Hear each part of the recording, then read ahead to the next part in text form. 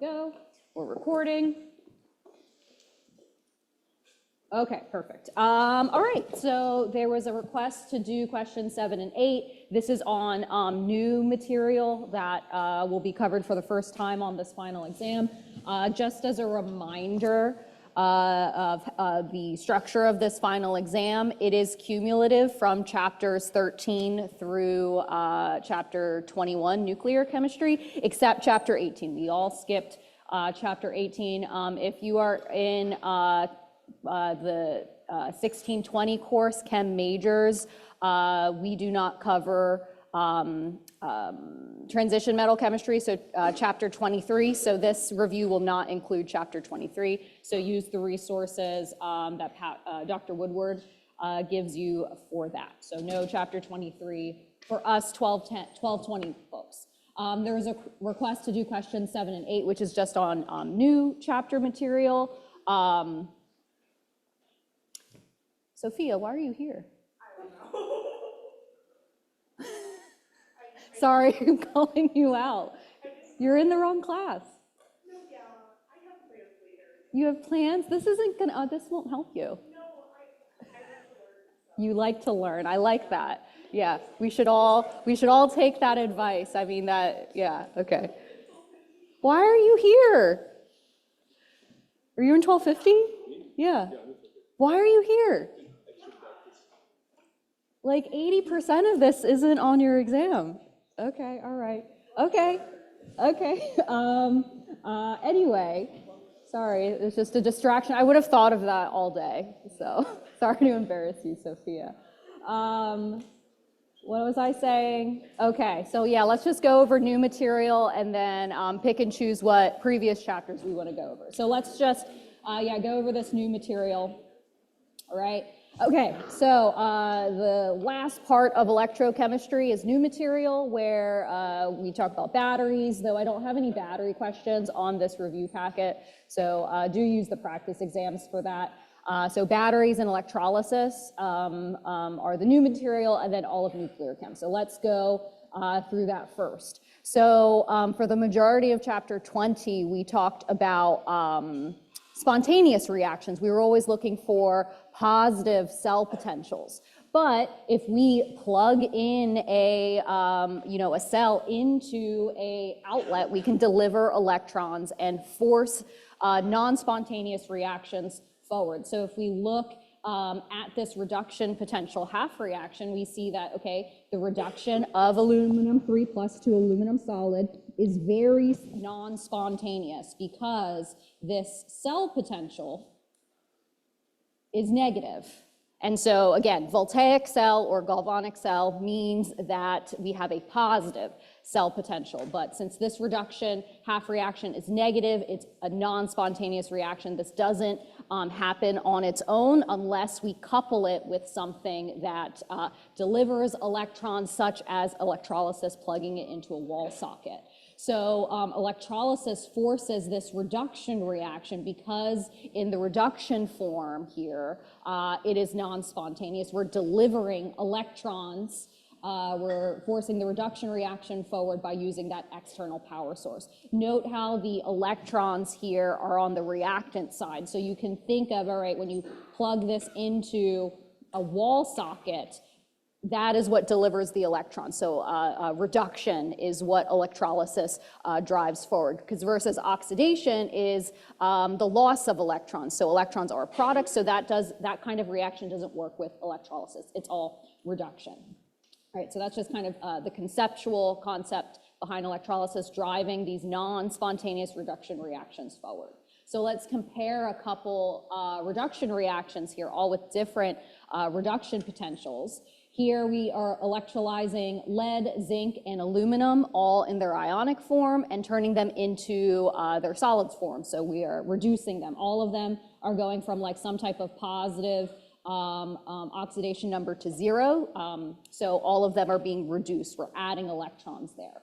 So if we look at this list, which substance is the most difficult to electrolyze? So again, we are looking at the reduction potentials here because that's what electrolysis drives forward. The most difficult one is going to be the one with the most negative. So the most non-spontaneous. So you can think of, okay, this negative 1.6 volts for aluminum 3 plus also has the most positive delta G. And so it's the most non-spontaneous, it's the hardest to drive this reaction forward. So specifically the answer, the substance that's most difficult to electrolyze is aluminum 3 plus. Again, point to the reactant. You don't want to just say aluminum here because aluminum is the product. And so how I got that delta G is the most positive for the aluminum example is because the equation we use to relate Gibbs free energy and cell potentials is negative NFE.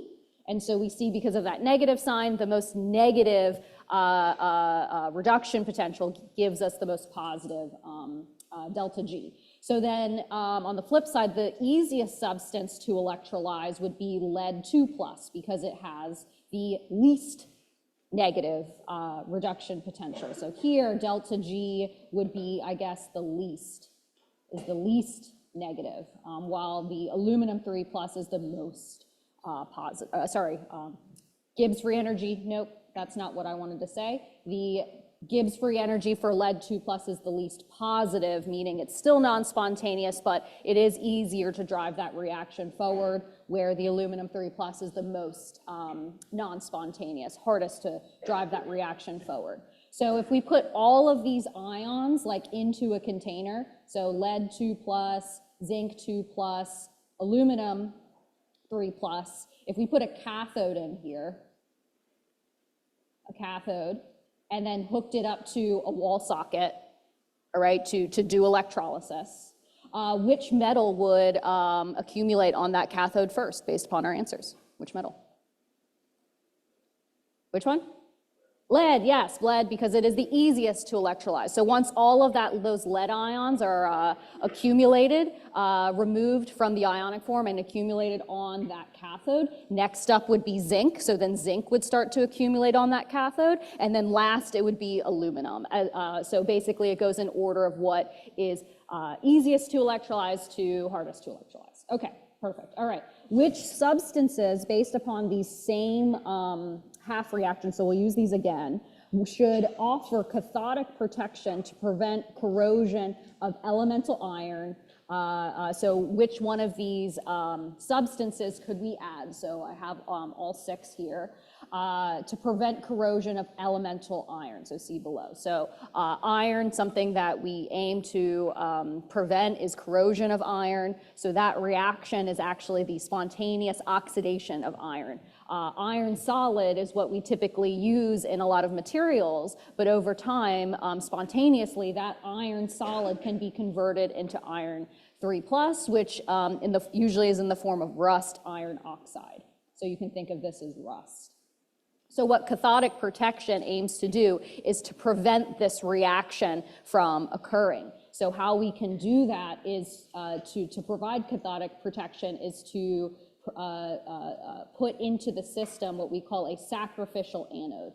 Sacrificial anode. So with that same idea of, which substances are easiest or hardest to reduce, here we're looking at, okay, in this reaction, iron is being oxidized. Can we think of a substance we can add that is easier to oxidize than iron solid to provide that protection? Because if in this reaction there's something that's easier to oxidize, that's going to get oxidized first. So here I give you the reduction potential of iron, but really, because iron here is the anode, it is actually being oxidized. We really want to think of, okay, what is the oxidation potential of iron, right? So the oxidation potential of iron is just the negative of the reduction potential, so it is contributing a positive 0.44 volts. So the idea here is the sacrificial anode needs to be easier oxidized than iron. So if we look at this list, note that they're all in the reduction potential form. We want to provide a substance that's easier oxidized, so that would be aluminum. Because here we see the reduction potential is negative 1.6, so its oxidation potential is positive 1.6, which is greater than iron's, but also zinc has a more negative reduction potential, therefore more positive oxidation potential than iron. So our answers here are going to be zinc solid and aluminum solid provide cathodic protection from iron because these substances are easier to oxidize than iron solid because their oxidation potentials are more positive, or you can think that the reduction potentials are more negative. But again, reduction isn't happening, oxidation is happening, so we want to think of those numbers in that oxidation form, right? So for example, some examples of cathodic protection and sacrificial anodes is if you have a electric water heater at home, there's a component of a electric water heater is a sacrificial anode, which is just a rod of aluminum. And so basically when we heat up the water in our water heater, requires a lot of energy, a lot of electricity to do that. Before those electrons can oxidize the iron that lines our water heaters, instead it electrolyzes the aluminum in that rod first, basically sacrificing itself to protect the iron because aluminum is easier oxidized than iron. So that's the whole idea of cathodic protection, looking for substances that are easier to be oxidized, so you're looking for more negative reduction potentials. Okay, and then finally, more of the quantitative part of electrolysis is calculating how much substance can be made after some amount of time and providing some amount of current. So basically, this is just advanced dimensional analysis. If you're just clever with your units, there are absolutely no equations that you need to memorize.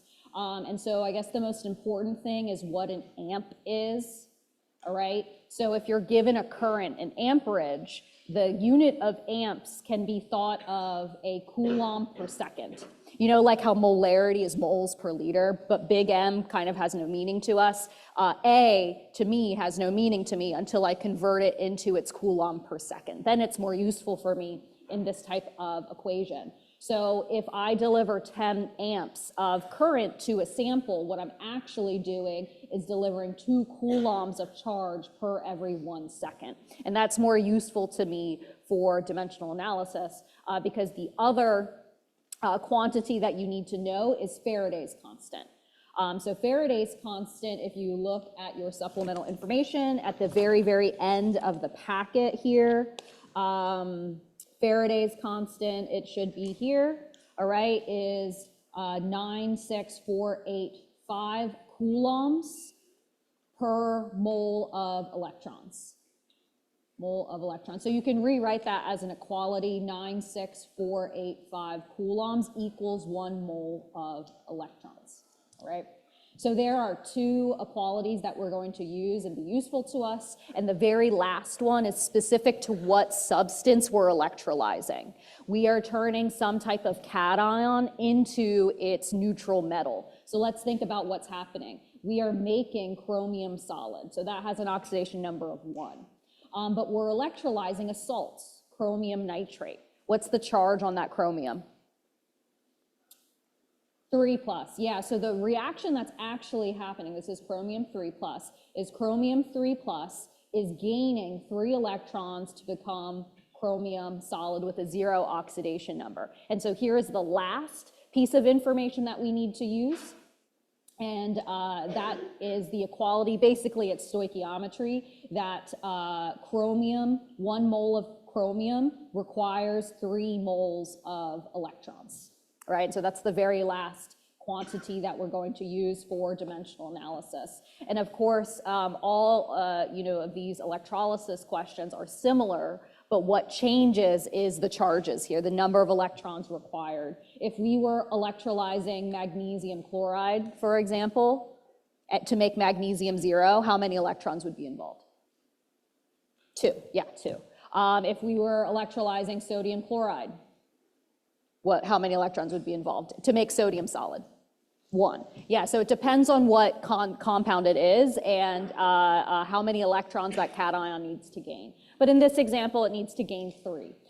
Okay, so let's put it all together. So we're running this cell for 6 hours. So 6 hours, and now it's just like a fun little puzzle. Let's convert that to seconds because current is coulombs per second. So 1 hour is 3,600 seconds, or you could do 60 minutes, 60 seconds, same thing. Now that we're in the unit of seconds, we can use our amperage, which is for every 1 second, we deliver 10 coulombs of charge. Coulombs we can measure as scientists. We can't measure a discrete number of electrons passing through a point, but we can measure charge. And so that's where Faraday's constant is useful to us because it converts a charge amount that we can measure to a actual mole amount of electrons that we can relate that to. All right, so that is amperage. Next, we're going to use Faraday's constant, where that constant says that 1 mole of electrons contains 96,000 coulombs of charge. So this is 1 mole of electrons. And then next, you want to use the stoichiometry from the reduction half reaction. So remember that this compound requires 3 moles of electrons to make 1 mole of chromium. And then finally, we need the molar mass of chromium to get its mass. So wherever that is, I didn't give it to you, sorry. 52, exactly. So 1 mole of chromium weighs 52 grams, perfect. And then there's your answer. What does my P say? Is it like 11? Nope, 30. So 38.8 grams of chromium will be delivered. So if this was used in like electroplating or something, chromium plating, making like a chrome grill or something, we would deliver almost 40 grams of chromium onto that thing. Okay. All right, so that's chapter 20. So now let's talk about nuclear chemistry.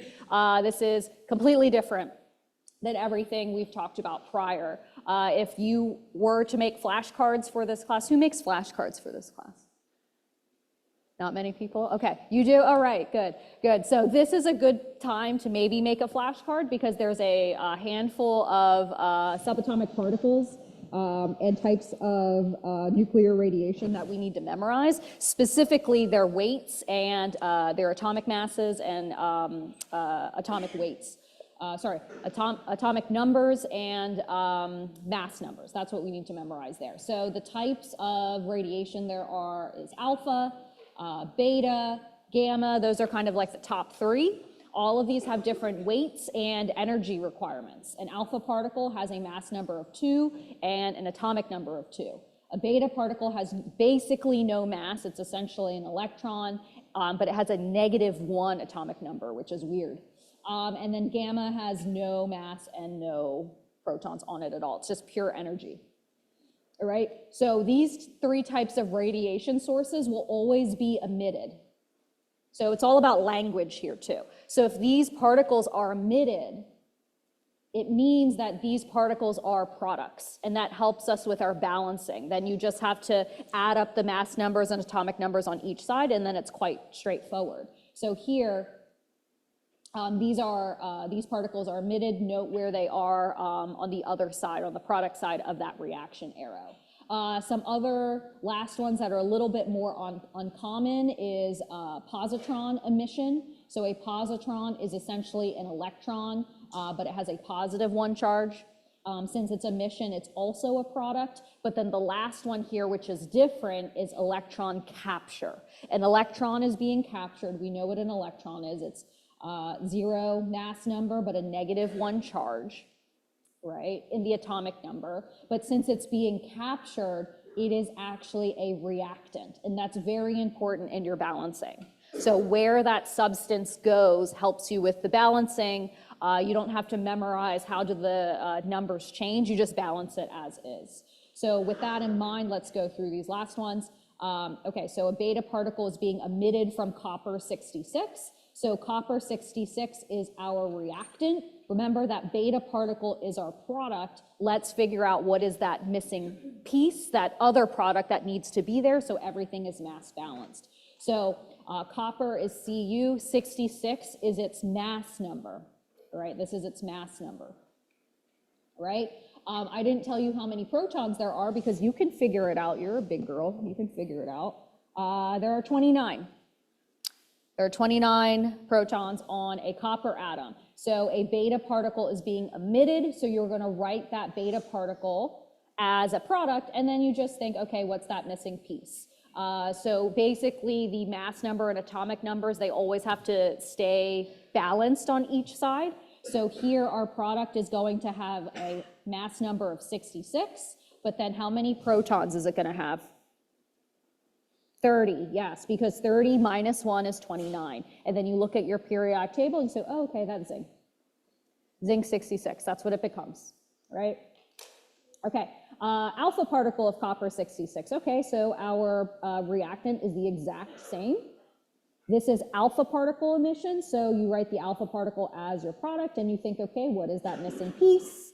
So our product is going to have 62 mass number, and then how many protons? 27. Then you look at your periodic table and you go, okay, that's cobalt. All right, so these two different radiation emissions yield wildly different substances. It all comes down to just balancing those mass numbers and atomic numbers. Note how we are just completely ignoring electrons. These reactions are very, very high energy. Electrons are very, in the grand scheme of things, very easily lost and gained on that outer valence shell. All we're doing is looking at the composition of the nucleus. So we can just ignore charges that come from the valence shell. All of nuclear chemistry has to do with the nucleus. So we're just balancing mass number and atomic number here. All right, positron emission of iron, 53. So 53, iron is Fe, has 26 protons. Positron emission, that positron's gonna be a what, reactant or product? Going to be a product. Okay, so you put that positron, so it's just a positively charged electron, and you note that the resulting thing is has 25 protons and its mass number stays the same, and so that's a manganese nuclei. And then finally, electron capture of calcium 38. So calcium is 38 mass number. Calcium has 20 protons, but here electron capture, that electron's going to be a what? Reactant or product? Reactant, and that's where it can get tricky, all right? So we're going to put that electron as a reactant, and note how the balancing is different. The product has 38 mass number and 19 protons, so that is a potassium nuclei. So if you put that electron on the wrong side, you will get the wrong answer due to balancing. All right, okay, so here are the types of radioactive emissions and transformations that we can have. Oh, nope, not yet. Let's just do a couple transmutations. These balance the exact same. So we give you kind of like a skeleton reaction, and you just need to place your atoms or place your mass numbers, take inventory of your mass numbers and atomic numbers to make sure all of that is balanced. So here we're bombarding an aluminum and a helium nucleus. So I like to just take inventory of everything. All of those mass numbers add up to 31, and all of those protons add up to 15. So we need to make sure that our product side is also 31 and 15. So that means my product has 30 mass number and 15 protons. And so that substance is something, is a sulfur atom. All right, balancing. Same idea. So if we just give you a skeleton kind of reaction, balance it using those mass numbers and atomic numbers. And then the last one here, I give you everything in the reactant side, so let's take inventory there.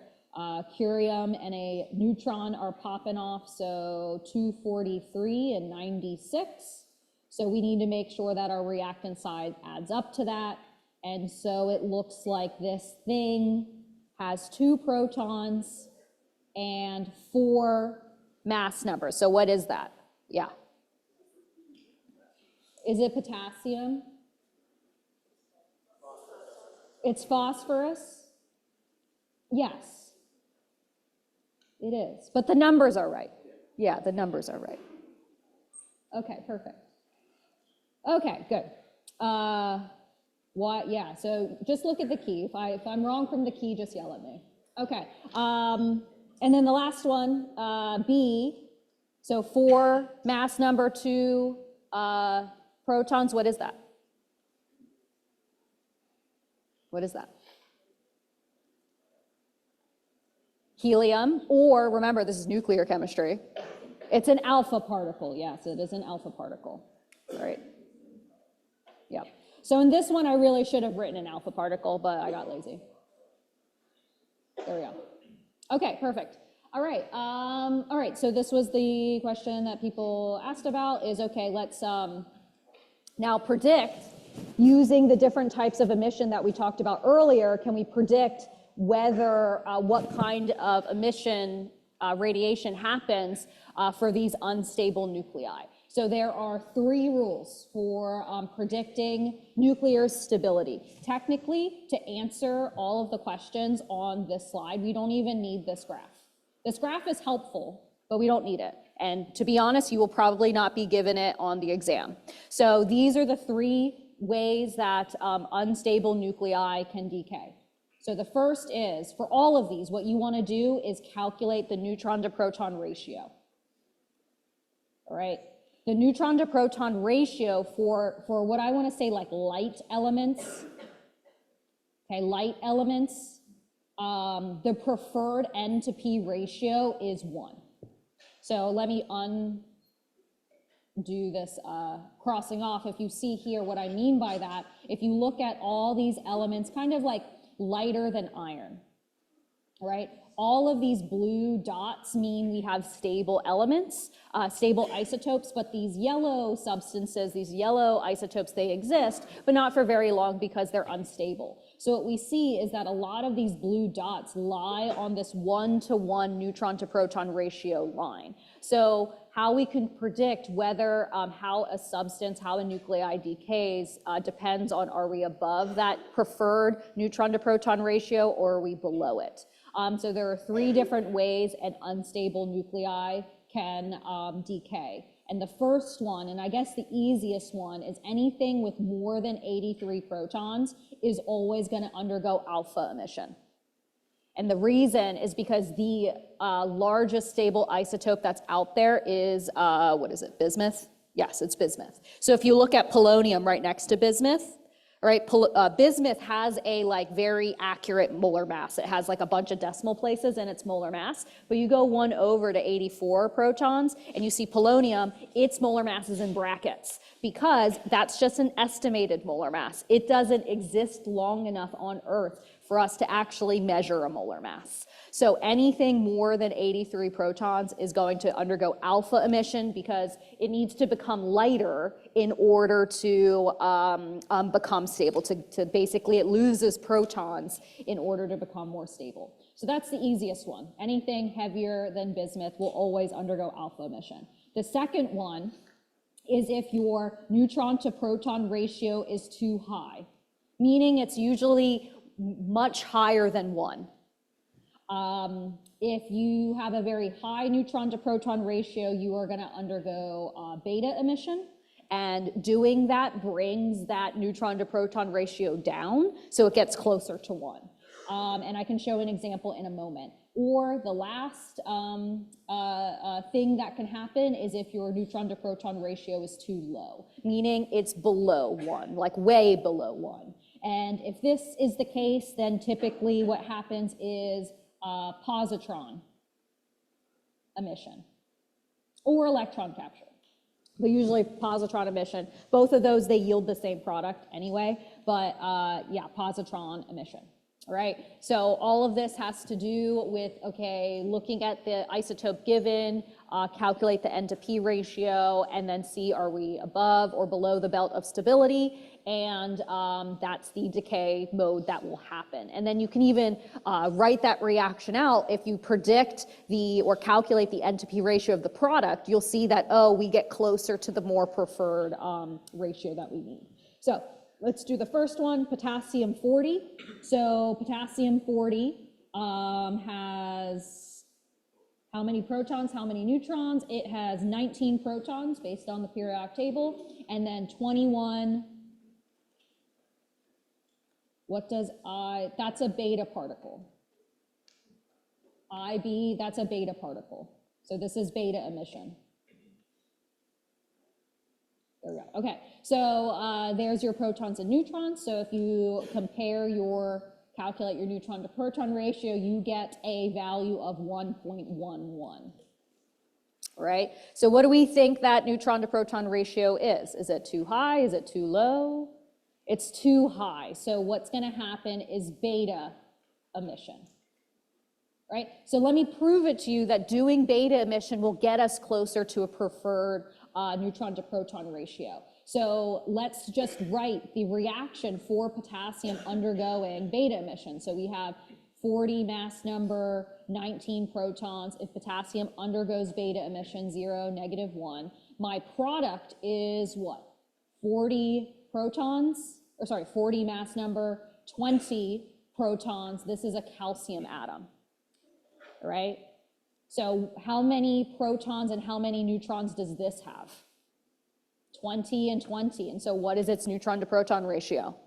1. And is that good? That is good. And so that's why when your neutron to proton ratio is too high, a beta emission is most likely to occur because it brings that neutron to proton ratio down. All right, so let's do the next one. Polonium, or what, no, that's, what is Pu? I don't know all of the, plutonium, sorry, plutonium 244. So this substance has how many protons, how many neutrons? So the number of protons is 94. Do I even need to calculate the neutrons and get the neutron to proton ratio here? No, because what kind of emission is going to happen? Alpha. Yes, it's alpha emission because this substance is it's too heavy. Right, it's too heavy. 94 protons. It's above that 83 number of all of our stable elements. Anything above 83 is going to be unstable. So this one is an alpha decay. We don't even need to do the neutron to proton ratio. And then finally, oxygen 14. Oxygen has what, eight protons. Therefore, how many neutrons does it have? 6. So its neutron to proton ratio is 0.75. So here, oxygen, I feel like it's obvious. Its neutron to proton ratio is too low, way too low, all right? Did you need the graph to determine that 0.75 is too low? You don't need the graph to do that. Usually if we give you a question where the graph isn't needed, we don't give you the graph. We try to make it really obvious that it's above or below that preferred neutron to proton ratio. Yes? Absolutely, yes, because if you think about it, so the question was, okay, does plutonium, it goes under alpha decay once, it's still unstable. So it's going to undergo alpha decay again. And I think the next question here, thorium-232, look, it undergoes a series in order to become stable, where there's multiple alpha emissions and some betas thrown into the mix, but you see, yeah, it happens a bunch of times. Yeah. All right. Okay, this is too low, so this is going to be positron emission. And just to prove it to you that this makes oxygen 14 more stable, let's write what that looks like. So oxygen has 14 mass number, 8 protons. A positron is being emitted. So the product here has to have 7 protons and 14 mass number. That is a nitrogen atom. What is the neutron to proton ratio for that nitrogen isotope? 1. And is that good? That is. And so that is why positron emission takes N to P ratios that are too low and brings them up. All right. Okay, so those are the 3 different things that can happen. That's definitely flashcardable too. Okay. Okay, 2 more. All right, and so here in 8, so the question was, yeah, so for some of these really heavy elements, we can't make a stable isotope in just one go, like we could for the beta emission and positron emission. Sometimes a bunch have to happen, and so that's what these disintegration series are.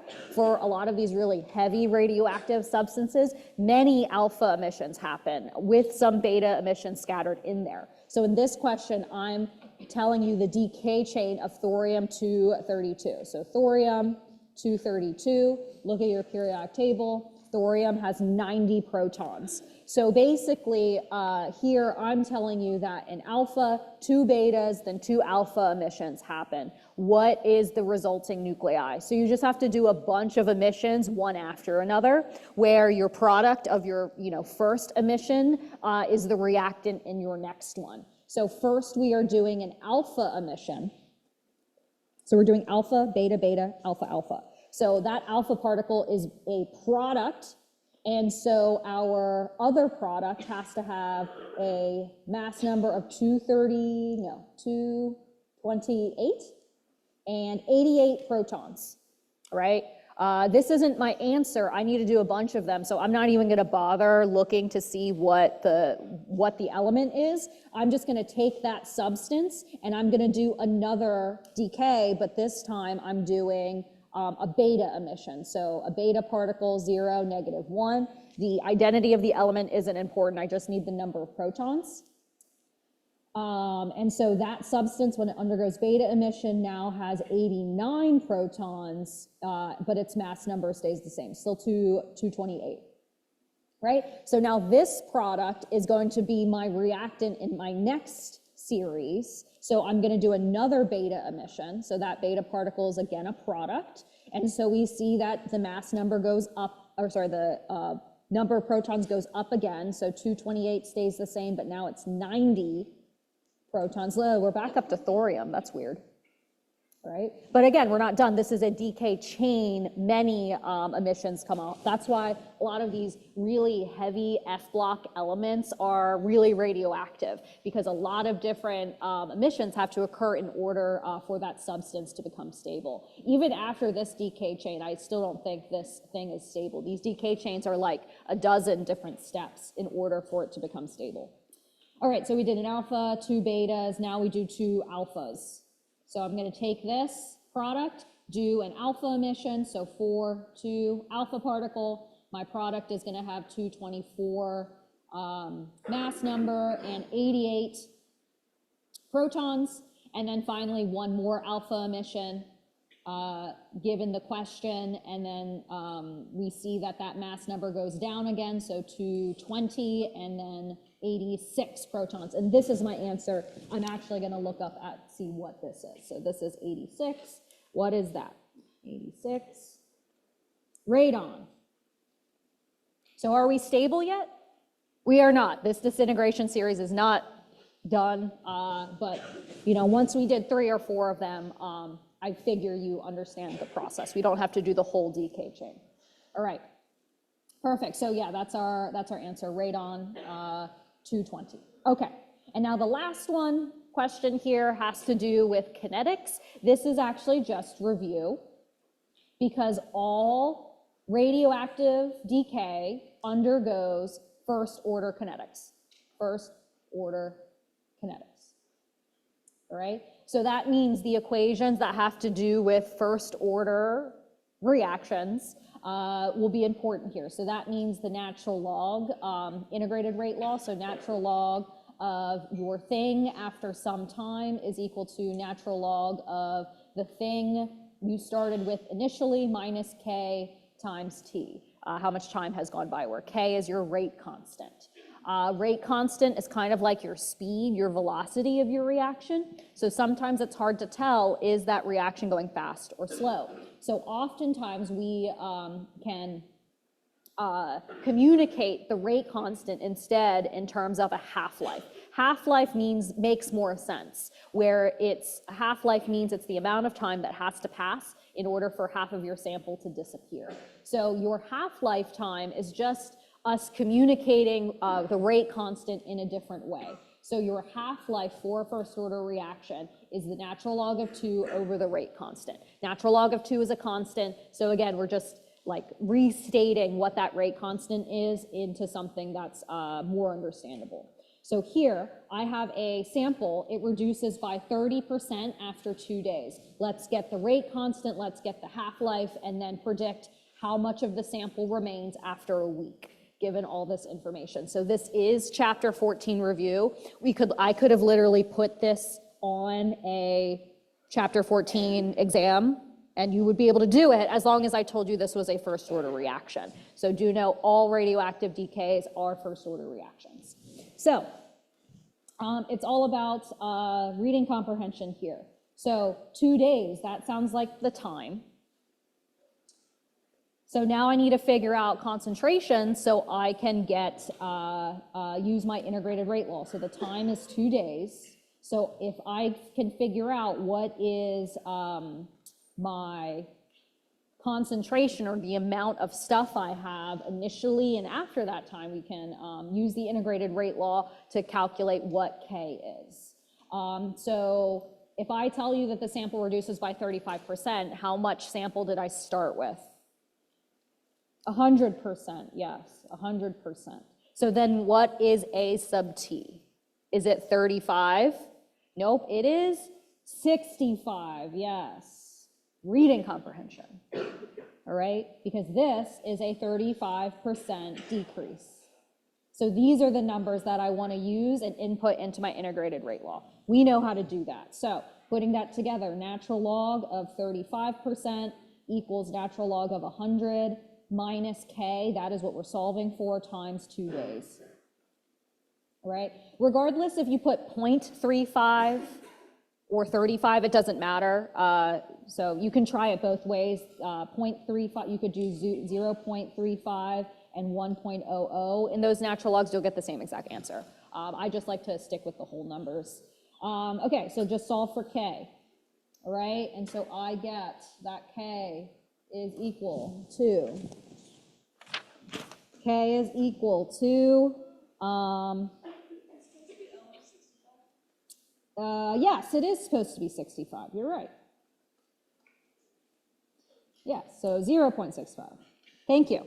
So then K is equal to 0.215 days to the -1. So a time to the -1 is consistent with a first order reaction.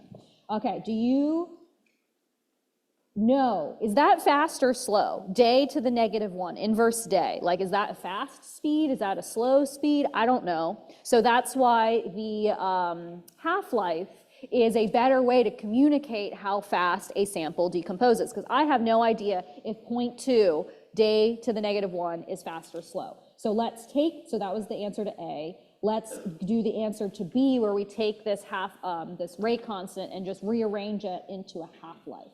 So your half-life is equal to natural log of 2 over the K we just got. So natural log of 2 is 0.693. And I think that's what's on your supplemental information, but that number isn't random. It is natural log of 2 over that K rate constant we just got. So day to the -1. So when we do this math, your half-life is going to be in what unit? Days, yeah. And so if you calculate that, you get that the half-life is 3.22 days. This makes more sense. What this means is, in order for your sample to go from 100% to 50%, it takes 3¼ days. That makes more sense to me, all right? So that is your half-life, all right? And so now let's use all of this information and do C, what percent of your sample remains after 1 week, so 7 days. So in C, we just want to use the integrated rate law again. We have K.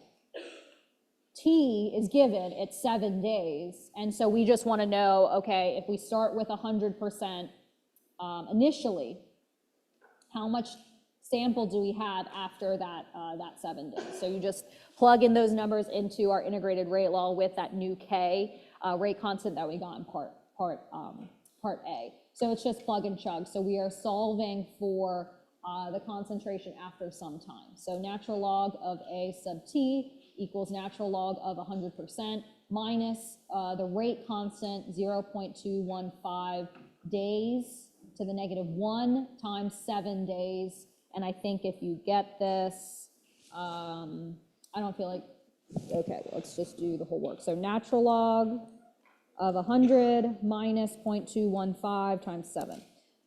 I get that natural log of my stuff after some time is equal to 3.1. So if you take e to the both sides, you'll get that A sub T equals 22.2. And so that is a percentage, and that is how much is left over. So if the question was asking how much is lost, 100 minus 22.2 is 77.8% of your sample is lost. So be careful of how things are worded there.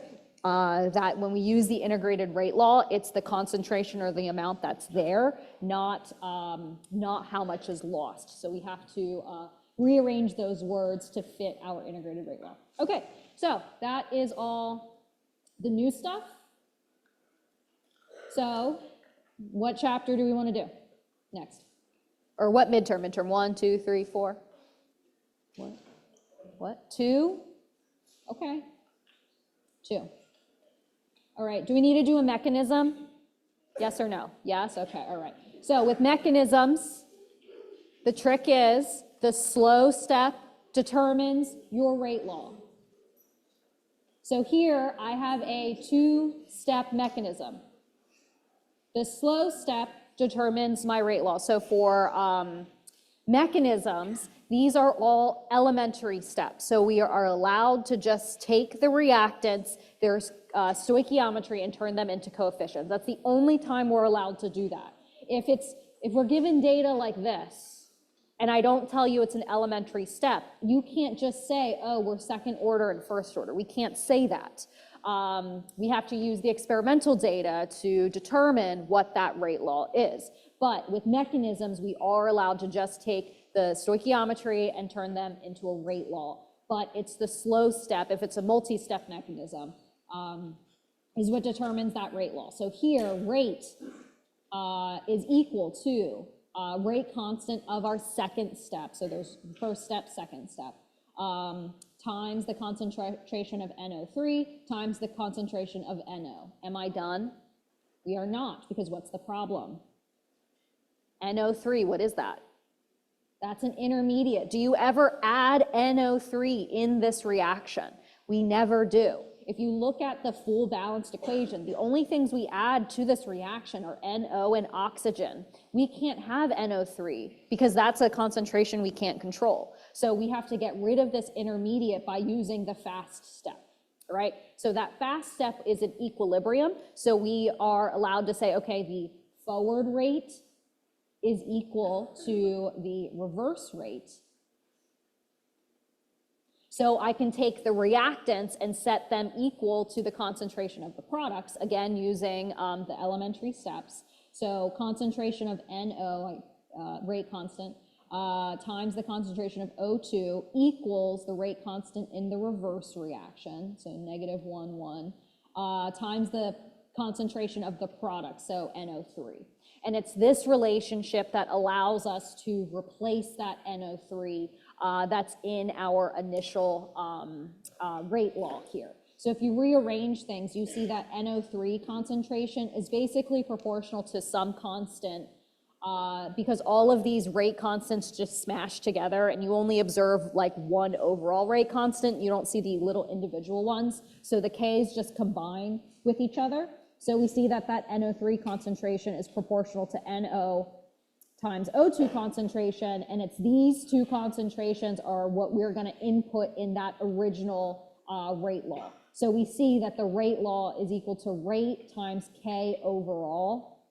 Again, I'm just smashing all those Ks together, times NO concentration, but it's squared because now there's two components of NO, times O2 concentration. So it's just a cute little puzzle, no math, but the idea is that the slow step is the rate determining step, that we use the fast steps to get rid of any intermediates that may be in that rate law. Okay. All right, so let's do this one, I guess. Sure, okay. Here I tell you the equilibrium constant. So this is chapter 15, chemical equilibrium. And I tell you Kc is about 4.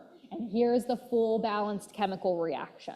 So with chemical equilibrium, these are elementary steps. So we're actually going to utilize the same idea before. We've already utilized it in mechanisms, that the forward rate is equal to the reverse rate. So here, kind of if we expand that idea, we get that the equilibrium constant, the expression for this balanced chemical reaction, is simply the concentration of products over the reactants. So concentration of CH4 times concentration of H2O times concentration, over the concentration of reactants. So concentration of H2 cubed, concentration of CO to the 1.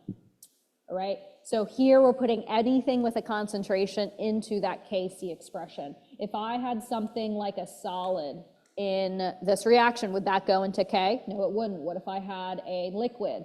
Does not go into K. Only things with concentrations, so things that are aqueous or gases. So the reason I chose to do concentrations here is because I give you Kc. C stands for concentration. Kp stands for pressure. If I gave you Kp, the Kp expression would look exactly the same, except these would be pressures of CH3, pressures of H2O, etc. Right? Okay, so what is the concentration of CH4 at equilibrium? So I give you a bunch of concentrations. I'm not going to do this. We know Kc, we're calculating methane. I'm giving you water, H2, and CO. So you just solve for that missing piece. You plug in those numbers. Don't forget those exponents if they're there. Stoichiometry does become exponents, so don't forget about that. All right, so you can do that one on your own. But the strategy for the follow-up here, yes, this chemical equilibrium is all gases. So it has a Kc and a Kp, technically.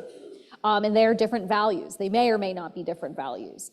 Because if we convert all of these concentrations into pressure, we might get a different value. So there's a relationship between Kp and Kc, where Kp equals Kc times RT delta N. Where, excuse me? One's like, why don't you just go look?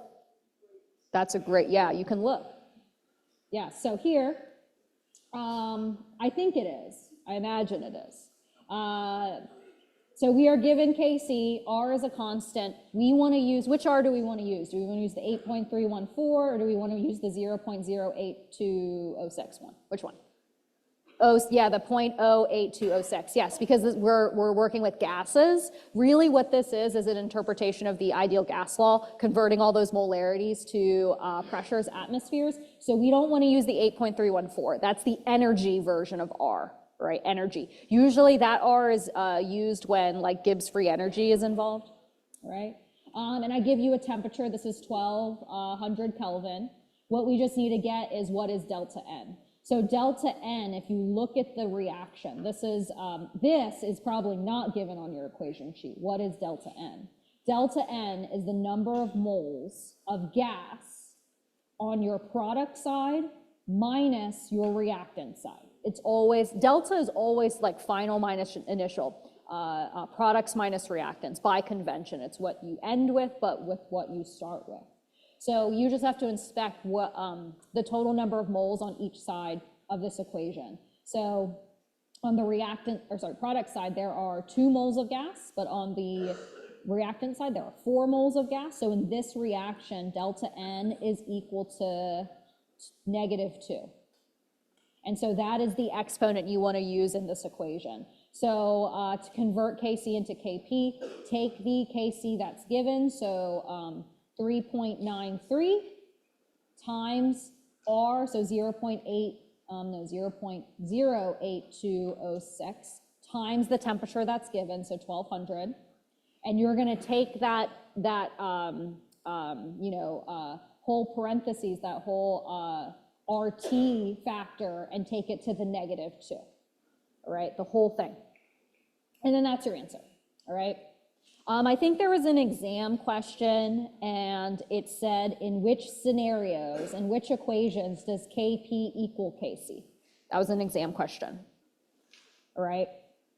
And so let's think about the strategy to do that. So in that example, required no math, as long as you really, truly understood this equation. So it wanted you to locate which equations did Kp equals Kc.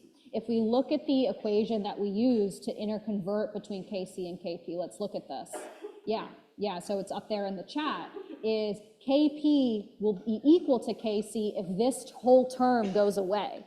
We can force this whole RT term to go away if delta N is 0, right? If delta N is 0. And so in that case, you're looking for reactions where the number of moles of gas stays constant on each side, because delta N will be 0 and that whole RT term will go away, because anything to the 0th exponent is just 1. So that was meant to just be like a fast conceptual question. If you truly understood how to use this equation and recognize Kp will equal Kc when delta N is 0, that was a fairly fast problem. You just looked at all, the options and looked for a delta N of 0. Where a delta N of anything other than 0, you will have a difference in Kp and Kc.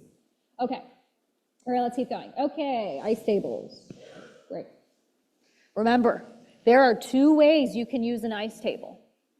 Sometimes you use the quadratic, sometimes you don't, all right? So in this example, you place 1 molarity of A in a rigid container, it decomposes. At equilibrium, the concentration of B is blah. Calculate Kc at this temperature. So here's the reaction. You're going to do an ice table, so let's take all of our knowns. Will we need to use the quadratic on the exam? So remember, just like on midterms, if you need to use a quadratic, you can always use an approximation if you have to. But there was an example, I think on midterm 3, where there was an ice table. It ended up being a perfect square example, and a lot of students got the question wrong because they used the quadratic, they used the approximation when they actually didn't have to. And that got them a really wrong answer because they used the approximation inappropriately. So I think I have an example of that maybe here. I don't know, maybe. But no, you do not have to. You never have to. You can always do an approximation, but sometimes you don't have to do an approximation. Okay, so let's just do these 2 and I'll give another example. So this one, you have 1 molarity of A, 0 of everything else. Which way does this reaction have to go? Has to go forward. So how much A do we lose? Minus 2x, yeah, so here we have to stay consistent with the stoichiometry.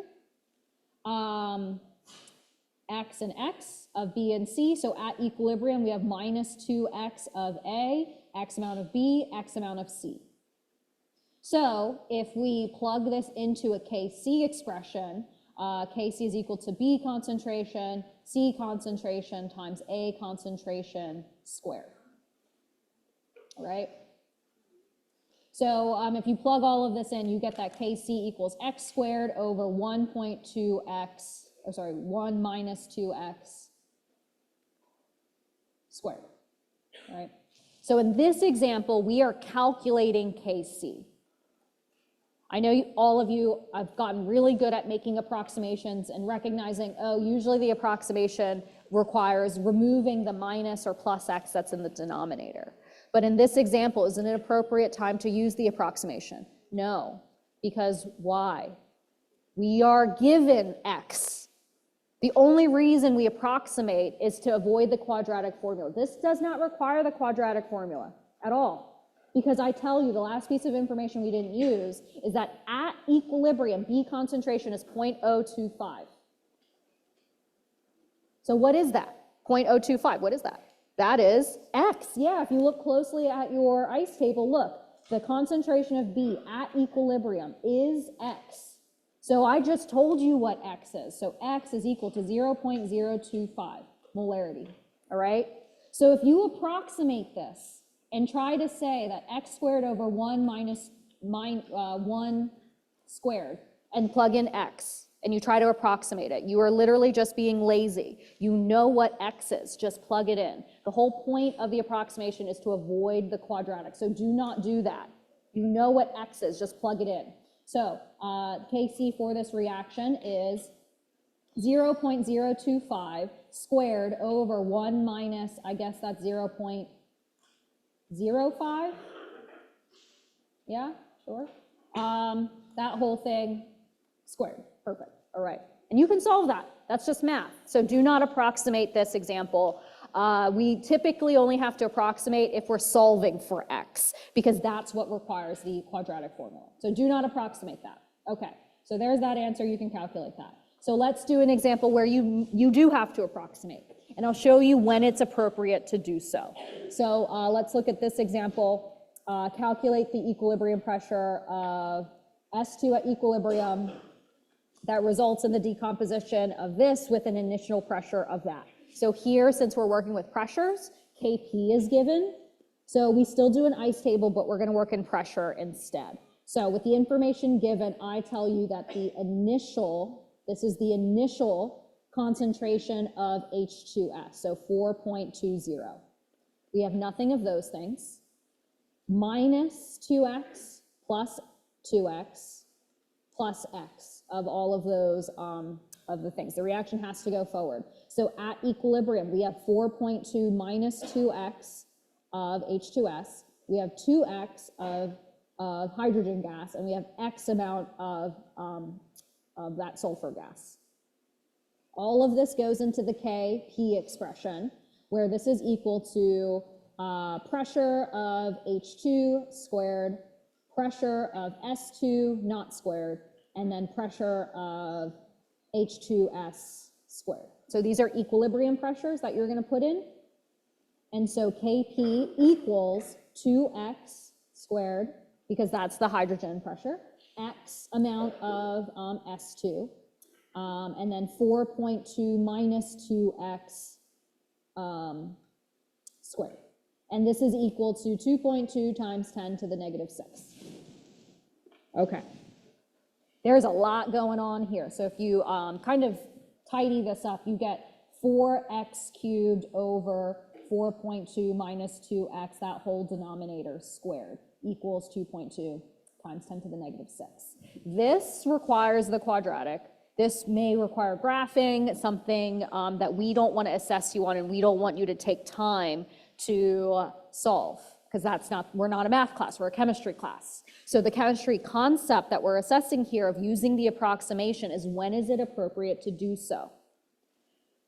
All right, we can't just get rid of x in the denominator whenever we want to. We want to think of the significance of that x, all right? So yes, to approximate, what we're going to do is to get rid of that minus 2x on the denominator. But why are we allowed to do this? It's because x is really small. I know that x is going to be really small. How do I know that?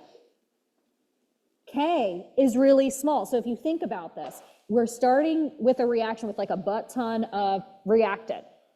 K is small. So is this reaction going to move forward that much? No, not really. So if x ends up being a really, really small number, if I subtract 2x, I'm actually not going to change that 4.2 concentration that much, enough to really change the value. And that's why we are allowed to approximate here, because x is going to be a really, really small number. 4.2 minus a tiny number is still going to be 4.2. So that's why we are allowed to approximate. So now it becomes just algebra, where it's 4x cubed over 4.2 squared equals Kp. You can solve for that, solve for x. What does this want? Calculate the equilibrium pressure of S2. So yeah, we are just going to report x here, right? But if this question asks, what is the equilibrium pressure of H2 gas, would you report x? Nope, you would report 2x. So do make sure that you look at that ice table for what you need. So let me give you an example of that exam question that some students came up to me and they were sure that it was graded wrong, but it wasn't. So the example was like this. It was like 2A gives C and B. Let me just make up something. Let's just say we start with 5 A's. All right, 5 A's. And let's say K, so let's just say molarity. Kc equals 100, right? This is the difference. Doing this ice table actually does not require the quadratic at all. So let me show you. And if you do the approximation, you'll screw yourself over. Okay, so which way does this reaction have to go? Forward, so minus 2x plus x plus x. So at equilibrium, we have 5 minus 2x of A, x of C, x of B. right? So if we put together that Kc expression, it's C concentration, B concentration over A concentration squared equals 100. So it is x squared over 5 minus 2x all squared equals 100. Okay? So what a lot of students did was this. Are you allowed to do that here? No. Why? Because K is not small. The only time we can approximate when X ends up being really small. Will X be small if Kc is 100? No, because at equilibrium, we have 100 times more reactant than we do product. So X is actually going to be a really large number. So if you get rid of that minus 2X in the denominator, your approximated answer will not be anywhere close to the actual answer. So how do we actually solve this question? Take the square root of both sides, because I set this up so it ended up being a perfect square. So here, it's x squared over 5 minus 2x squared. So if you take the square root of both sides, that square goes away in both those things, and the other side becomes 10. So x over 5 minus 2x equals 10. Does that require the quadratic? No, that is just a little bit of algebra, right?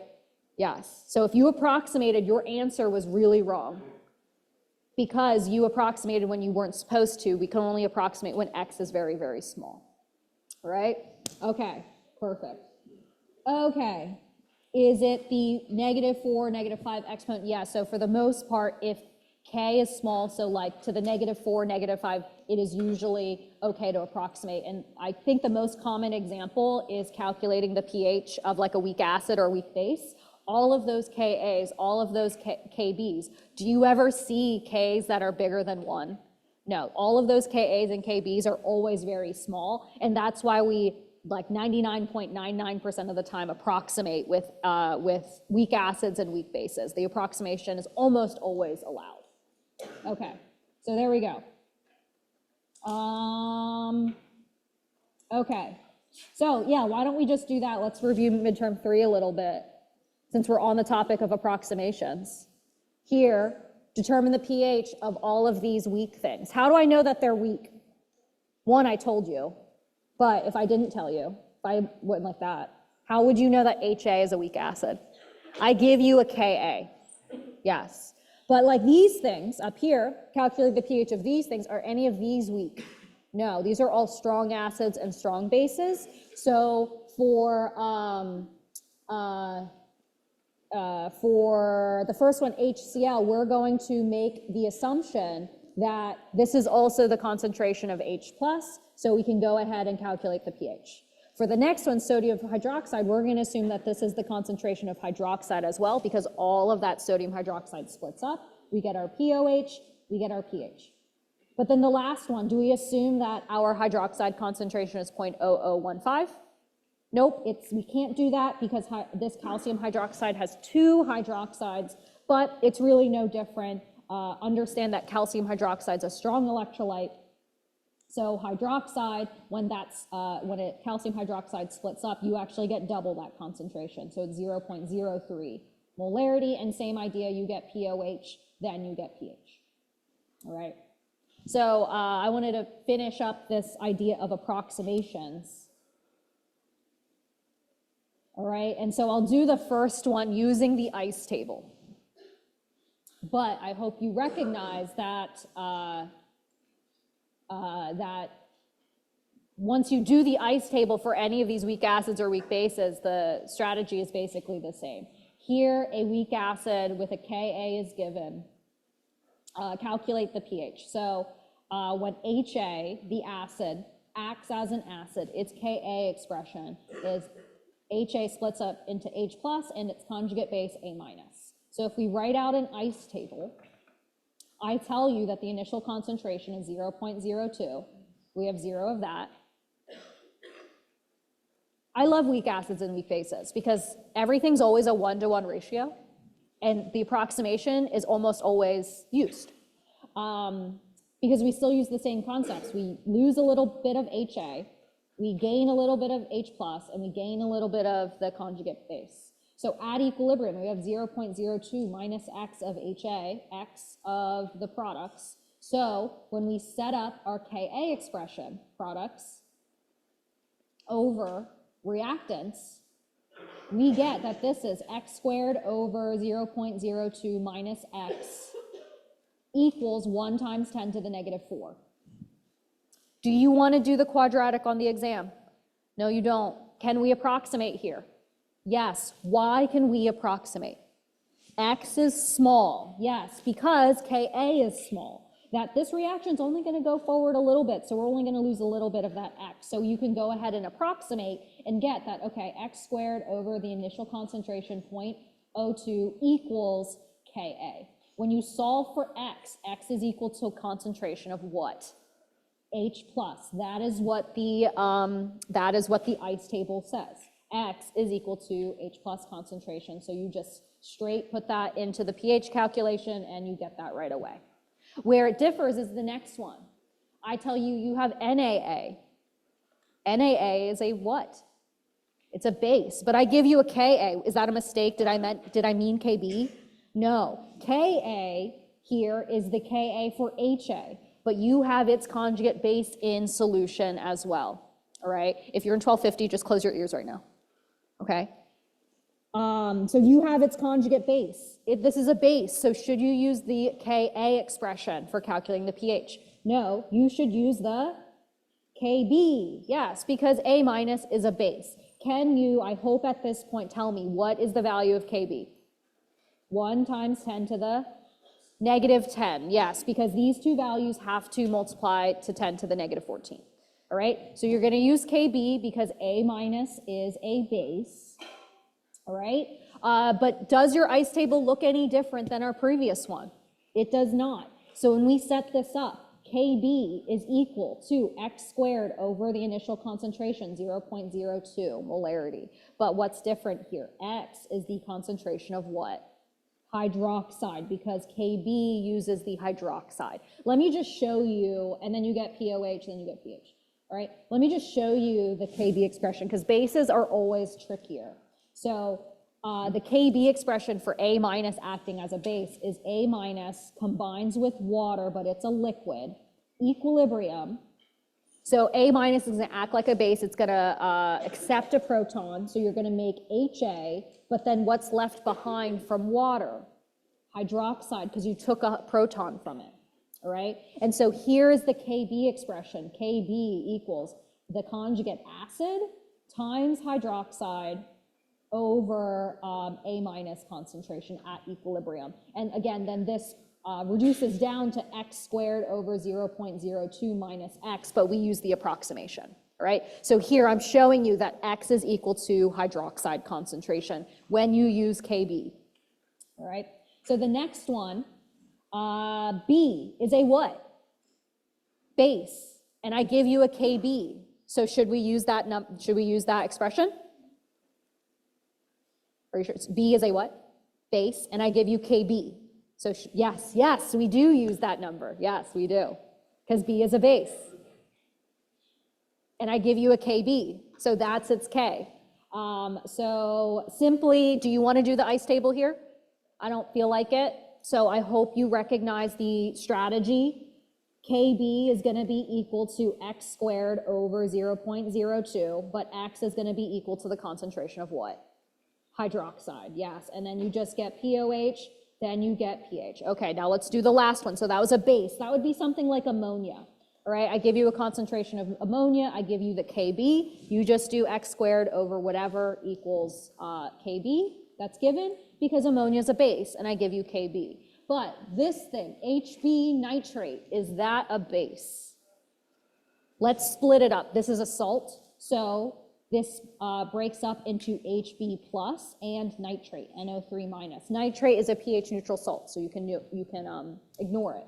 HB plus, what is that? An acid. So what equation should you use to calculate the pH? Ka. Yes, this is an acid. You want to use Ka. But did I give you Ka? No. I gave you Kb, but can you calculate Ka? Yes, you can. Ka for this acid-base conjugate pair is 1 times 10 to the negative 9. All right? So, since Hb plus is an acid, this would be equivalent to ammonium NH4 plus. All right? So you set this up, it's x squared over its initial concentration equals Ka, which equals, 1 times 10 to the negative 9. When you solve for x is equal to the concentration of what? H plus, because you used Ka, all right? And then you just get pH. And those are the 4 different scenarios. I can give you a weak acid straight up, HA, and I give you its Ka, or I could give you its conjugate base, but I also give you Ka of the acid form. I can give you base, like some just generic base, give you its Kb, all right, and you calculate the pH using Kb, or I can give you its conjugate acid form, where you have to convert that Kb to Ka first, then calculate the pH, all right? Okay. All right, I actually wanted to do 23 as well. Okay, so let's predict whether this salt is acidic, basic, or neutral. So here are some examples. You put HF in water. Is it acidic, basic, or neutral? It's acidic. Why? It's a weak acid, yes. What if I had NaF in water? What is that? It's basic, because F minus is a weak base. But if I put something like NaCl in water, what is that? Neutral, because Na plus is pH 7. It comes from a strong base, so sodium is a pH neutral salt. Chloride comes from HCl, which is a strong acid, so its salt is also pH neutral. So that one's neutral, right? I need to give one more. So ammonium chloride, what is that? Acidic, because ammonium is the conjugate acid of a weak base. Okay, there we go. So those are the different scenarios. But here's this example. Predict whether this salt, hydrazinium fluoride, is acidic, basic, or neutral when it's dissolved in water. So like another example is, well, what if I, put ammonium fluoride in water? Is this acidic, basic, or neutral? This one's a little harder to tell because ammonium is an acid, fluoride is a base. So which one wins? We can't just assume it's pH neutral. One of them's going to win. And that's what this question shows, because I give you actual Ka values here. All right, so let's predict whether this hydrazinium salt will be acidic, basic, or neutral when dissolved in water. So we have 2 ions involved here, H2NNH3 cation. Squint your eyes. It basically looks like ammonium. All right, just squint your eyes. It's ammonium. And then fluoride is fluoride, F minus. You already told me that fluoride is a base, all right? So this is a base, this is an acid. Which one wins? We just have to look. So if fluoride is a base, what K value should I look at? KB. Did I give you the KB of fluoride? No, I didn't. If ammonium is an acid, what K should I look at? Ka, but did I give you the Ka for that thing? No, I didn't. So you got to figure it out. But it's not that bad because I give you the Kas and Kbs for the original acid and base here. And so we're just using the concept that Kw equals Ka times Kb. So I don't even actually have to do the full calculation. Kb for F minus is going to be about 10 to the negative 10. About. I just need to approximate it because I just need to know which one's bigger. All right, where the Ka for this ammonium looking thing is about what? 10 to the negative 8-ish. All right, I'm just looking at the exponents. So which one wins? Ka or Kb? Ka wins, yes, so times 10 to the negative 8 is a bigger number, so the acid wins, so this substance is going to be acidic.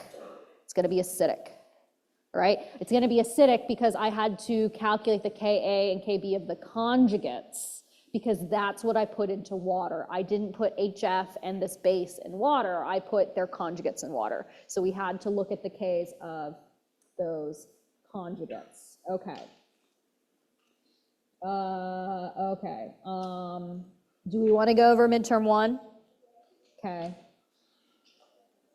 There was 21.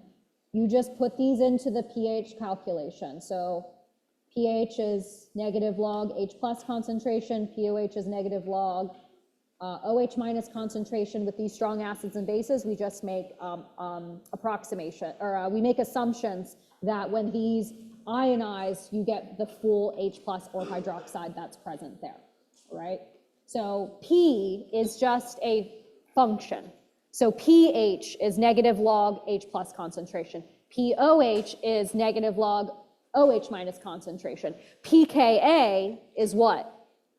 Negative log of Ka. pKw is negative log of Kw. P bananas is negative log of bananas. Yes, okay. Perfect. All right, chapter 1, midterm 1, sorry.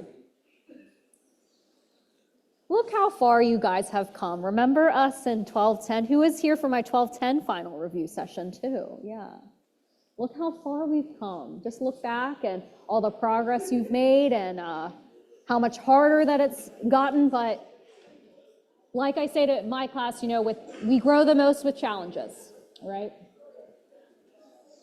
But it was such a simpler time back then. Okay.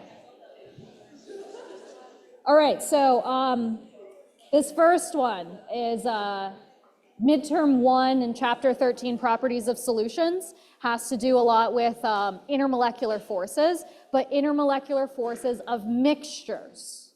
Mixtures. Typically, when intermolecular forces are strong between your solute and your solvent, things will mix. That's why in biology they say like dissolves like. Polar things dissolve in non-polar things. Or wait, sorry, no.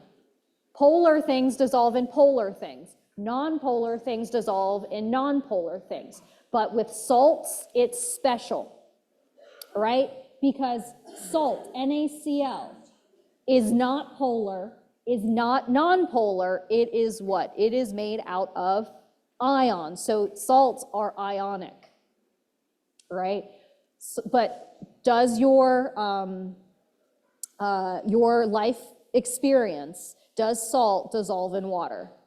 Yes, but why? Is it because salt is polar? No, it's not. It's because salt is ionic. And when you combine something that's ionic and something that's polar, what kind of new IMF do you get? Ion dipole. Yes, that is why salt dissolves in water. Can salt dissolve in something that's non-polar? No. Because can a non-polar thing do dipole?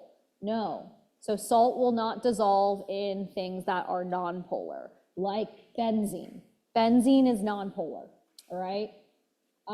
So benzene is non-polar. It looks like this. It's just a bunch of carbons, so C6H6. You don't even have to know the structure of it. C6H6 is like methane, ethane, propane. All of those are hydrocarbons. These are always non-polar, right? Because carbon and hydrogen have very similar electronegativities. So regardless of how they're bonded to one another, as long as carbon and hydrogen are the only things there, it's going to be non-polar. So I'm asking you, what substances are predicted to be miscible or mix with benzene? Benzene is only going to mix with what kind of substance? Polar things? Nope, only non-polar things. Yeah, so if we look at this list, the only thing it'll mix with is bromine, because that's the only non-polar thing, right? Water has really strong dipole-dipoles. It has really strong hydrogen bonding. Water would rather be attracted to itself than a very weak attraction to benzene. Same thing with sodium nitrate. This is an ionic compound. Benzene has very, very weak attractions. The only thing it has is London dispersion. While sodium nitrate, an ionic compound, has full-blown ionic charges, lattice energies holding it together. Benzene does not have enough attractions to break apart all of those ionic attractions, but water does, because when you introduce water to a salt, you make really, really strong ion dipoles. So yeah, that's like a common thing I see, is that we'll give a nonpolar substance, but a lot of students will think that ionic things will dissolve in it. No, ionic things tend to only dissolve in water because of the strong ion dipole. Nonpolar things don't have dipoles, so you're most likely not going to mix those two things. Okay, perfect. So that's just conceptual. Okay, great. And so recognizing you have IMFs of the pure substances, then you need to compare the IMFs of the things in the mixture. And it's typically in the mixture, if those IMFs are matching or they're strong, those things tend to mix. Okay, so let's do a concentration conversion. The tip is here, the different types of concentrations we talked about in midterm 1.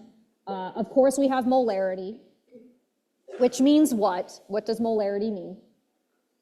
Moles of solute over liters of solution. Then we learned about little m molality. That is what? Moles of solute, so be very specific here, over kilograms, but of solvent. What else did we learn? Percent mass. All right, so this will be your mass of your solute over mass of your solution. But remember, what is your solution comprised of? Solute and solvent. So mass of your solution is also equal to mass of your solute again, plus mass of your solution, solvent, because masses are additive. And then the last one is mole fraction. So mole fraction is, so if I put like mole fraction of A or whatever, is the number of moles of A in the number of moles of your solution. So if your solution comprised of A and B, it's this massive mole number of your solution is the mole amount of A and the mole amount of B that you have. So just that sum in the denominator. And percentage multiplied by 100. Okay, so those are your different conversions, all right? Molarity is weird, and it's funny because that's the first concentration unit we teach you guys. All of these things, molality, mass percent, mole fraction, all of these can be interconverted between one another as long as you know the molar mass of your solute and your solvent, okay?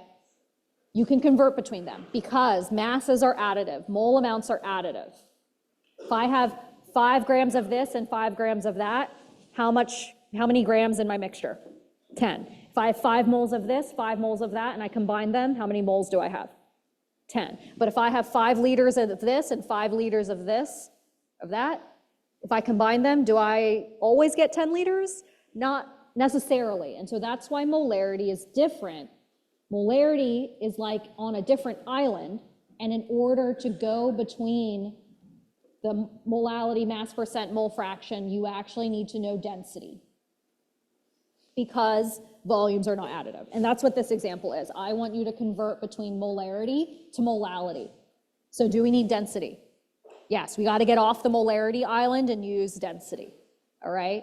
So this is where we do it, where I just use the units and let it guide me. So here, I give you that this solution is 0.872 molarity potassium chromate. So that means in my sample, in my beaker, I have 0.872 moles of K2CrO3 in every 1 liter of solution, all right? I have 1 liter of stuff, and in that stuff, I have 0.872 moles of solute.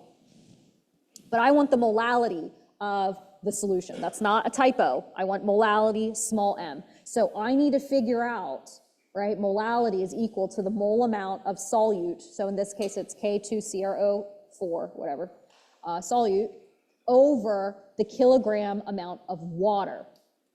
Do I have one of these already? Which one? The top. So what do I like to say here? We're halfway done. We just need to figure out what is the denominator, how many kilograms of water do I have? So that's where I'm going to use all of this information from the molarity that's given, all right? So this is where I'm going to use density. I have a liter's worth of junk.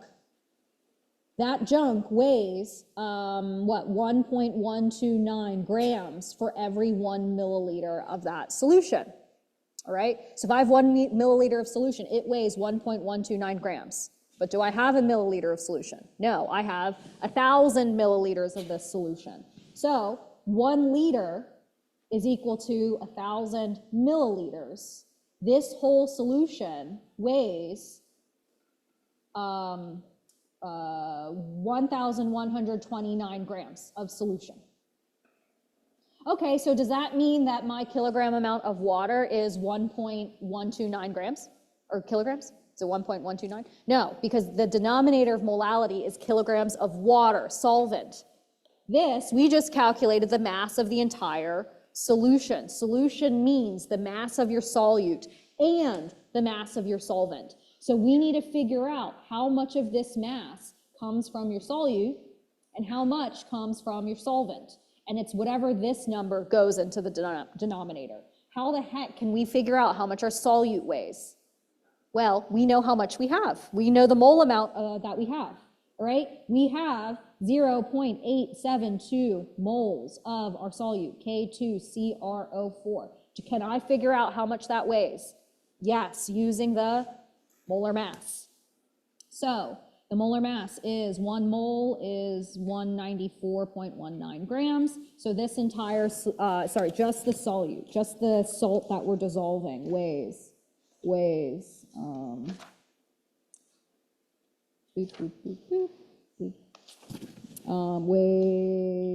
something. 169.3 grams of solute. So that means the mass of your solvent is just the difference. It's everything else. So the mass of water here is going to be equal to 1,129 minus that 169.3 number we just got, all right? So the mass of our water is 959.7 grams of water. This is the number converted into kilograms is what goes in the denominator, all right, for molality. Okay, you can't just put whatever mass you want in the denominator. It needs to be the one molality once, and that is kilograms of water, which means you have to subtract, you have to take out the amount of solute that's there, all right? So same thing if we wanted to go from molality to molarity, is you need to figure out how much your solute and solvent weigh separately. Usually you can figure that out through the kilogram, 1 kilogram or 1,000 grams of water, and then combine them to get the mass of your solution, then use density to get the liter amount of your solution. Okay, so that one's definitely the harder one. Any of these unit conversions are usually more straightforward because all you need are molar masses. Okay, so ion pairing. All right, so ion pairing, using ion pairing, rank these in order of increasing freezing point temperature. So you're actually not doing any calculations here, but we're emphasizing the concept. We know you guys are really good at plugging and chugging, but can you navigate that equation and the intricacies of it? Since we're talking about freezing point depression, we're going to be using the equation delta TF equals negative I times M times the freezing point constant for water. So what we're worried about is this I times M product. Because what this equation says is the larger your I times M product, the lower your freezing point. Or the more concentrated your solute is, the lower the freezing point. So if we can't calculate the I times M product for all of these things, then we can rank all of them based upon freezing point temperature. So glycerin, a fully molecular compound, has a Van 't Hoff factor of what? 1. Okay, so its I times M product, so the molality is given, is equal to 0.20 molality. That's its I times M product, so times 1. Can glycerin undergo ion pairing? No, because there are no ions. So its I times M product is going to be exactly 0.2. Because it's a molecular compound, there are no ions. But KCl, its I is what? 2. You put 1 KCl in, you get 2 ions out. So its I times M product is what? 0.2. Oof, do you see where this is going? They're all going to literally be the same number, okay? And that's the problem, but what I'm assessing here is the extent of ion pairing. Will KCl have an I times M product of exactly 2?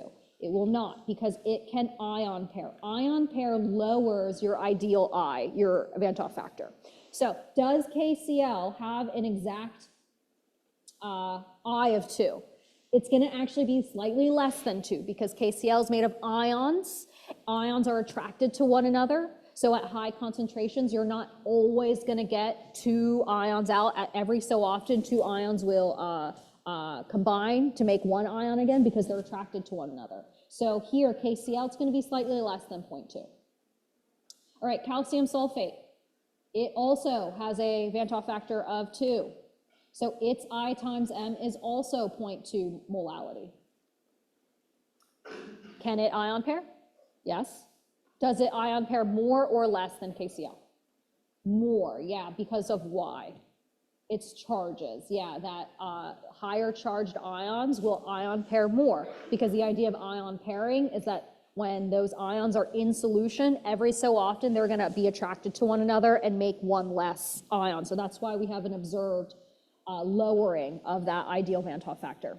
All right, calcium chloride has a Van 't Hoff factor of 3. So this one actually does have a different I times M product. It's slightly less than 0.3, but it's still greater than all of those. And pure water has an I times M of 0 because nothing's dissolved in it, it's just pure water. So pure water will not have any deep freezing point depression. So I want to rank these in order of increasing freezing point depression. So of all of these, which one's going to have the highest freezing point? The one with a ton of stuff in it or the one with nothing in it? Nothing, yeah. So water is going to actually have the highest freezing point. It's going to have a freezing point of 0 degrees Celsius. Everything else is going to be lower than that because freezing point depression predicts, okay, dissolve more junk in it, dissolve more solute, your freezing point goes down. That's why we throw salt on the roads in the wintertime to lower the freezing point of water because the presence of solute lowers that freezing point temperature because of colligative properties. Okay, so now we are ranking these in terms of most particles dissolved to least particles dissolved. So calcium chloride is going to have the lowest freezing point because it has the highest I times M product. Then which one has a slightly higher freezing point? Glycerin, KCl, or calcium sulfate. They all look like they're 0.2. Yeah, so next it's going to be glycerin. All right, so second lowest, I guess.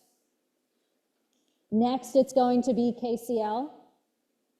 All right, and then the last one's going to be calcium sulfate. That one has the least number of particles present because of ion pairing. Really high charges is going to prevent all of those ions from actually being there. So then it would be 4.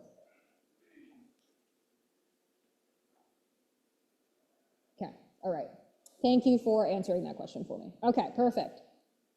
Yeah, I like to think of it this way. You can think of, honestly, you can think of KSP, you can think of chapter 4 doing net ionic equations. If I asked you what is the KSP expression for KCl solid, okay, what is KSP? You would break that into ions. You put 1 KCl in, or calcium chloride in, you get a calcium 2+, and you get 2 chlorides. There are 3 things there. So calcium chloride has a Van 't Hoff factor of 3. So you can see how KSP relates to that as well. It's how those ions break up. Okay, great. All right, we got 20 more minutes. Let's do 13. Okay, actually, let's review all of the colligative properties for a second.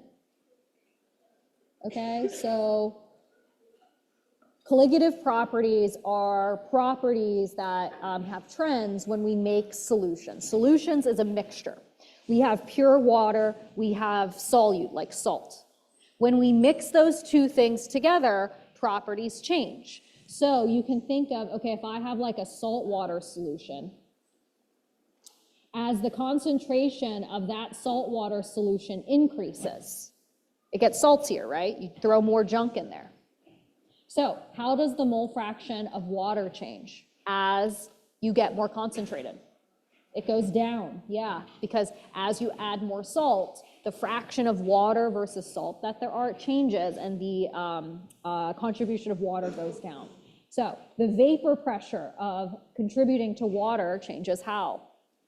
Also goes down. So these are the colligative properties, all based upon this idea. As your concentration of your salt goes up, the amount of water that's there goes down. So your vapor pressure of your water goes down. Freezing point temperature goes down as you get more concentrated because of the equation delta TF equals negative I times M times a constant. Vapor pressure of water goes down because of this equation, that the vapor pressure of water is equal to the mole fraction of water that's there times the vapor pressure of water when it's in its pure form. So you can see, oh, as concentration of salt goes up, water goes down. This number goes down, this number goes down, okay? Boiling point temperature goes up. Yes, it's boiling point elevation, all right? Boiling point elevation. And then what else is there? Are there any other ones? Oh, osmotic pressure. How does osmotic pressure change? Increases, and it comes from the equation. Osmotic pressure equals I times molarity RT.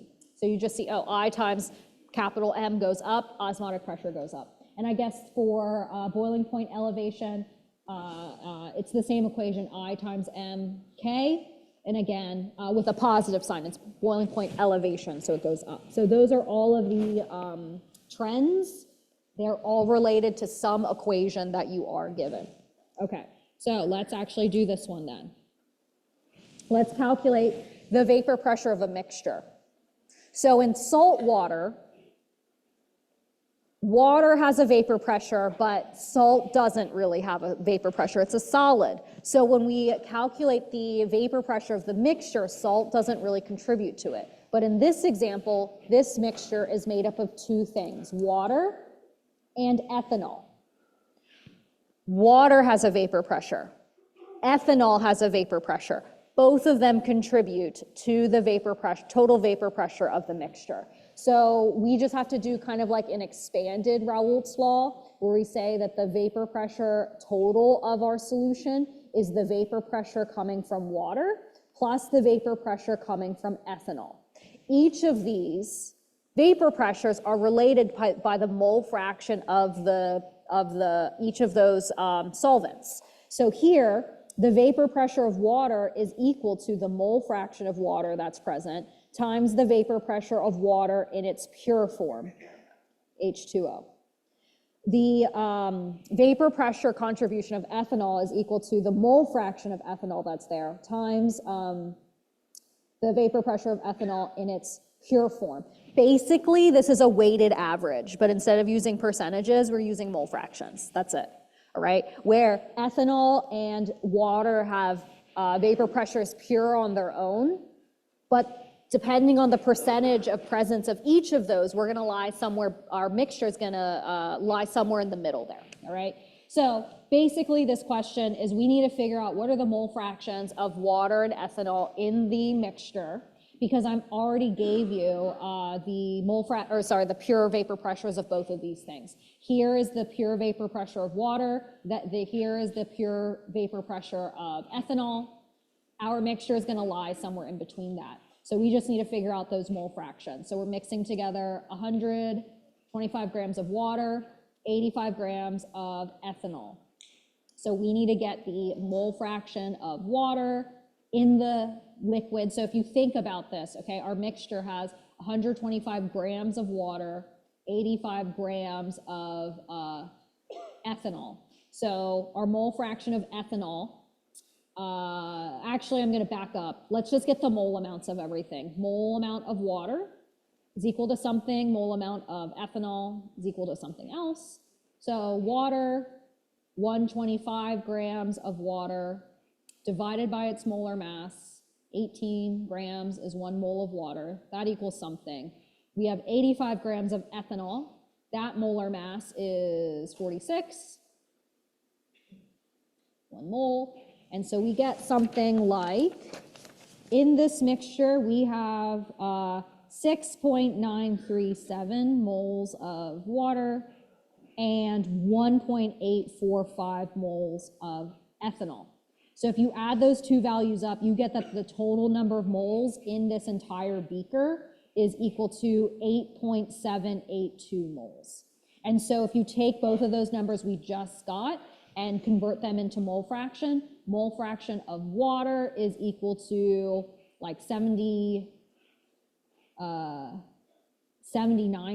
so 0.7899. And then the mole fraction of ethanol is everything left over. It's 0.2101. And you can check that those values should add up to 1. All right, so that means we're going to include 79% of water's vapor pressure and 21% of ethanol's vapor pressure. All right, so we just plug and chug there.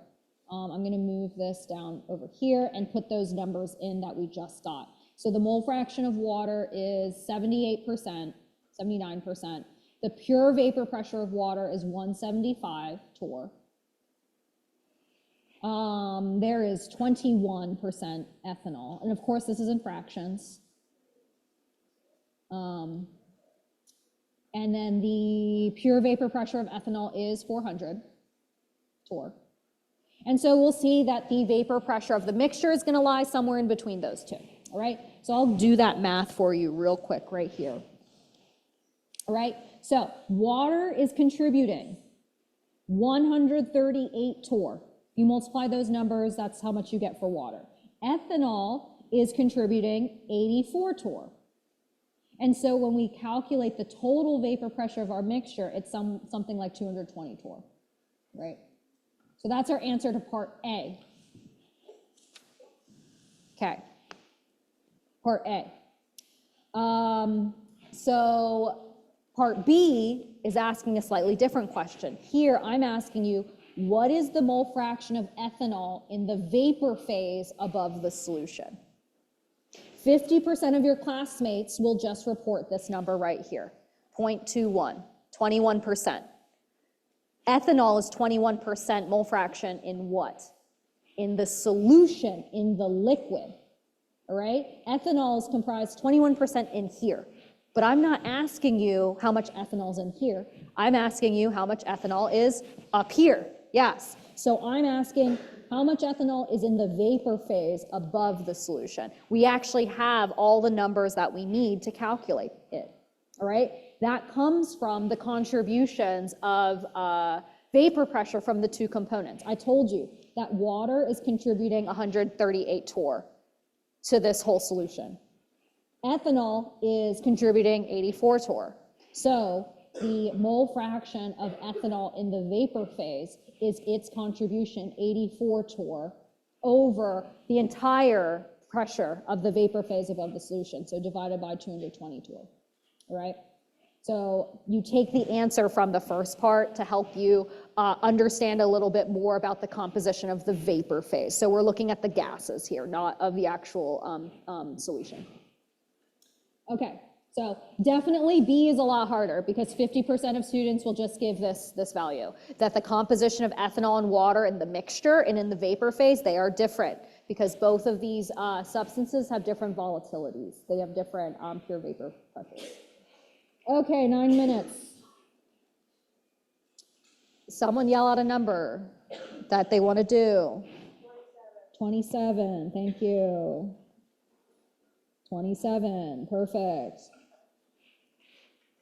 Order these in increasing molar solubility. Here's an example of a question that can take really long or not that long if you're really clever and know what you're doing, all right? So, molar solubility, this is KSP, so it's ice tables, but they're easy because nothing is in the denominator. So let's write the KSP expression for the first one and see if we can't see a trend. All right, so I give you some compounds. These are all ionic and some KSP values. So you might want to just say, oh, increasing molar solubility, we're calculating X, that C is the least soluble because K is really small, and B is the most soluble because K is the largest. That's not necessarily the case. We actually, molar solubility compares X, not the KSPs. So we actually need to compare X in all three of these cases. So let's just do the first one, all right? When AB2 dissolves in water, what do you get? You get an A cation, right? It's 2 plus, but the charge really doesn't matter. And you get what? 2 B minuses, perfect. So when we write out the KSP expression, it is the A2 plus concentration times the B minus concentration, but it's squared. That is the KSP expression. That is what, that expression is equal to the number that's given, all right? But to calculate X, we need to do the ICE table. But the ICE table is super predictable, and I think it's fun, all right? So when you do the ICE table, with solids, it's a little bit weird, because technically I didn't give you a concentration, right? I didn't say like, oh, you threw in like 5 grams of whatever, all right? So what you gotta do is just throw in a random amount. Let's just say I throw in an N amount of solid. I just made up a number because it doesn't matter how much I actually put in, all right? So I throw in just a random amount of solid. I have 0 of my ions. This reaction has to go forward. So the change line is minus X plus 2X. So at equilibrium, I have N minus X of the solid, X of A, 2X of B. So that means when I plug those X's into my KSP expression, this, in terms of molar solubility, is X times 2X squared. Do I actually have to put in N minus X anywhere? No. That's why it doesn't matter how much I put in. I can just put a random amount, because this does not go into KSP at all, right? So we see that this KSP expression reduces down into 4X cubed is KSP. And then you just set that equal to the value that's given, solve for X, straightforward, all right? All KSPs follow this exact same trend. So that means when AB3 dissolves into water, what does that equilibrium line look like? How much A do I have in terms of X? Just X. Yeah, I get an X amount of A. How much B do I get at equilibrium?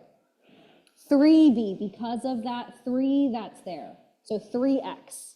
So if I wanted to write the KSP expression for the second one, you don't have to do a full-blown ICE table. You can if you want, but that's time-consuming, right? This KSP expression is equal to A concentration times B concentration, but it is cubed. And then in terms of X, it is X times 3X, but it is cubed. Okay, can we do the next one? You throw A2B3 into solution. How much A do you get in terms of X? 2X, and then how much B? 3X. So what does the KSP expression look like? 2X squared, 3X cubed. Okay, let's do another one. Let's say I did A 3X. Oh no, yeah, sure, okay. What's the KSP expression in terms of molar solubility for this thing? You throw this into water, how much A do you get? 3X, how much X do you get?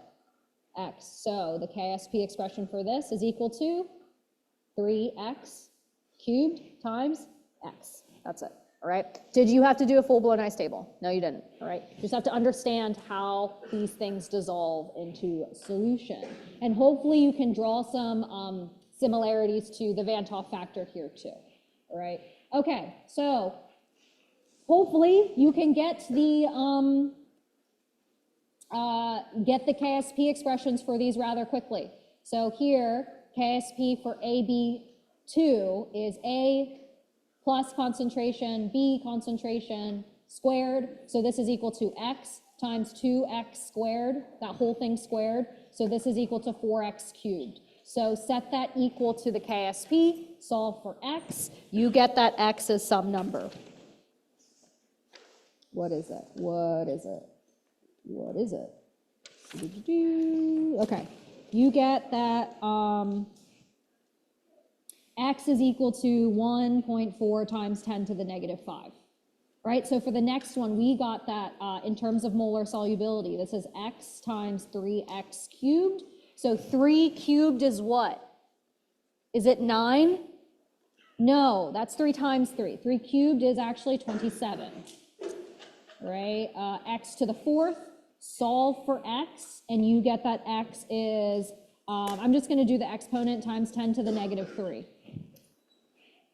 Right? And then the last one we said was 2x squared, 3x cubed. So this is equal to 108x to the 5th. You solve for x, you get x is something times 10 to the negative 4. So which substance is the most soluble in water, A, B, or C? B, because it's to the negative 3. AB3, B is the most soluble, all right? And then which one's the least soluble? Compound A, yeah, because its X is the smallest value. So note how the values of KSP didn't necessarily match what the answers were, because we're not comparing KSP in these examples, we're actually comparing X, all right? So there we go, we'll end there. So refer to the key. My key has a lot of explanation. You're not alone in this. Best of luck.